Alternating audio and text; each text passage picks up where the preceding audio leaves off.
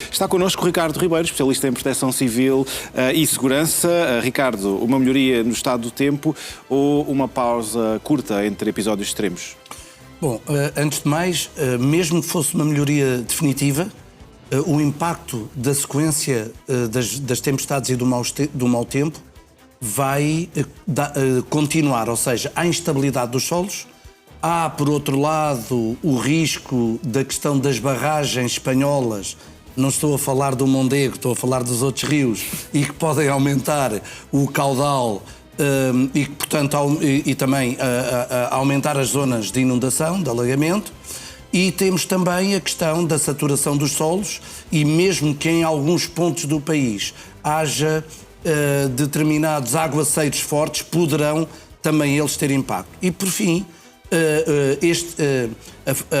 a realidade do que estas condições meteorológicas adversas extremas deixaram vai perdurar. Por exemplo, vão continuar a cair árvores, há elementos instáveis que vão, de facto, com um pequeno vento, acabar por cair e, nessa circunstância, eu direi que os próximos dias ainda são de gerir a reposição da normalidade. Não nos podemos esquecer que ainda há pessoas sem eletricidade e pessoas sem água e, portanto, enquanto todo este cenário não estiver resolvido, continuamos ainda a gerir as consequências deste mau tempo. Embora, obviamente, o facto de não chover e o facto de não haver um vento significativo, temos o problema da ondulação, que essa sim vai continuar em alerta amarelo e laranja.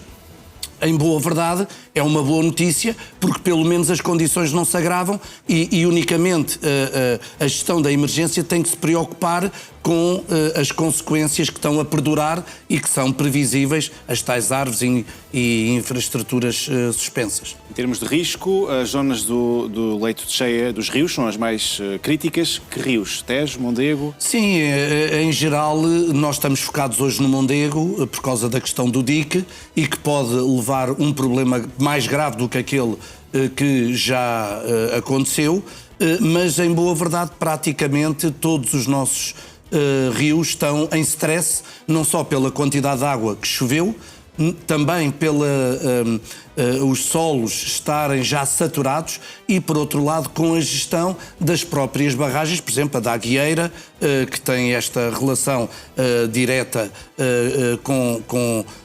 com as áreas de inundação, mas todas as outras barragens que recebem água de Espanha e que também em Espanha, que tiveram lá as mesmas tempestades que nós, estão também elas sobrelotadas e, portanto, neste sentido, têm que fazer a gestão dessa água. Então, quanto aos diques, Ricardo, quais é que são os indicadores de estabilidade? Sim, de alguma forma agora é necessário fazer a monitorização de toda aquela realidade que envolve o tal dique. Há alguns especialistas que dizem que pode haver uma segunda ruptura, outros que colocam isso em causa, mas em boa verdade o dique do lado direito é aquele que levanta os problemas, tem que estar a ser sistematicamente monitorizado. E por outro lado, as entidades de proteção civil, os serviços municipais, a ANPC, através do Comando Subregional de Coimbra, estão também a monitorizar, mas também certamente têm um planeamento de que define a zona de alagamento e o que é preciso evacuar numa situação de emergência. Naturalmente que já foram tomadas medidas de prevenção, Jerónimo, no sentido de evacuar já uma série de pessoas que foram já evacuadas há uns dias atrás e que neste momento está definido quais são aquelas que terão que ser retiradas preventivamente ou em situação de evacuação, caso haja uma ruptura ou aumento do nível das águas naquela zona. Uma reposição de normalidade que vai ser lenta. Vai, e essa é a parte, Jerónimo, nós ao longo dos dias temos aqui falado e eu tenho tido sempre esta linha de pensamento que é, na minha opinião, a grande questão que nós temos que analisar de todo este contexto de mau tempo para o telespectador perceber é, de facto, a reposição da normalidade. Ou seja, eu acho que com um aspecto ou outro menos bom, o Ciresp não funcionou, o pedido de ajuda ao MIC que podia ter sido um bocadinho mais cedo, enfim, do ponto de vista da resposta à emergência, eu considero satisfatória. A ANEPC colocou em prontidão máxima, nível 4, a estrutura de proteção civil, bombeiros, etc.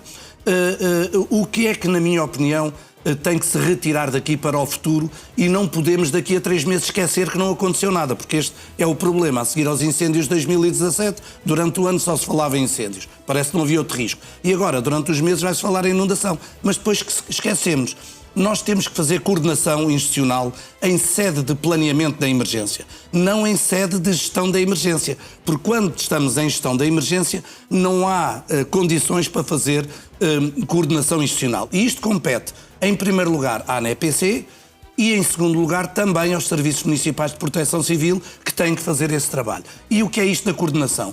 É exigir às entidades e empresas, porque câmaras municipais também estão envolvidas nisto, que prestam serviços essenciais à população, que tenham também uma organização e uma estrutura que responda aos alertas tal como se fossem agentes da proteção civil. E isto não está a acontecer, em especial na energia, e depois tem aquele efeito cascata que nós bem conhecemos. Portanto, a E-Redes e todas as entidades relacionadas com a questão da energia têm que ter uma organização operacional que esteja em prontidão e em pré-posicionamento com os meios necessários para ter as respectivas redundâncias, porque quando cai 6.600 quilómetros de rede, isto não se repõe de um dia para o outro. Tem que haver redundâncias até à reposição, que pode demorar meses. E, portanto, esta é a realidade que nós temos que pensar para o futuro. Alta tensão, média tensão, todo o tipo de estruturas energéticas foi destruído pela tempestade e é preciso também que as pessoas percebam que a normalidade demorará muito tempo. Certo, é verdade. Era isto que temos vindo, ou seja, por a situação definitiva que tinham, nós percebemos que vai demorar tempo. O que nós não percebemos é porque é que não há redundâncias, por exemplo. Porque é que há pessoas sem água, não faz sentido nenhum, porque cada reservatório deveria ter redundância de energia, um gerador que permitisse manter o reservatório a trabalhar e a rede em carga de água para as pessoas terem água, porque quando falta água não é a água que desaparece, o que desaparece é a energia. E, portanto, se não há sistema de redundância no reservatório, que custa um gerador que custa se calhar umas 2 ou 3 milhares de euros, não faz sentido que haja pessoas sem água nesta altura.